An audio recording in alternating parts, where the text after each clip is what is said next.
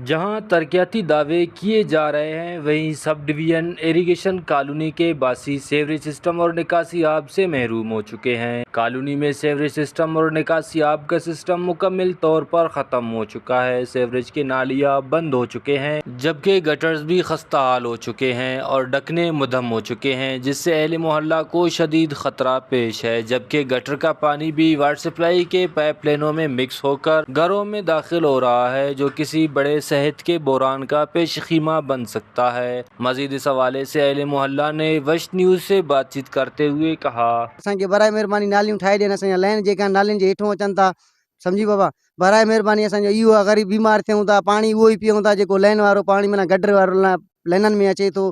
बराए मेहरबानी असांजा ॿार बीमार थियनि था, इहो असांजो अपील आहे सादिक उमराणी खे, जो असांखे बराए मेहरबानी नालियूं ठाहे ॾियनि। सेवरेज सिस्टम बिल्कुलु न आहे हिते।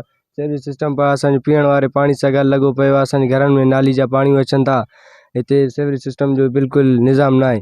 हिन गटर वारो पाणी भी असांजे घरनि जे अंदरि अचे थो। अपील कयूं था कि असांखे सेवरेज सिस्टम ॾिनो वञे। अहले मोहल्ला का कहना है कि सेवरेज के पानी की बदबू और आलूदगी ने मामूलाती ज़िंदगी को बुरी तरह मुतासर कर दिया है, जबकि मुतल्लिका महकमे खामोश तमाशाई बने हुए हैं। सब डिवीजन इरिगेशन कॉलोनी के मकीनों ने हुकूमत बलूचिस्तान और ज़िले इंतज़ामिया से फौरी नोटिस लेने की अपील की है, ताकि सेवरेज के संगीन मसले का हल निकाला जा सके और शहरियों की ज़िंदगी को महफूज बनाया जा सके। कैमरामैन माशूक रिंद के साथ रियाज बलोच, वश न्यूज़, नसीराबाद।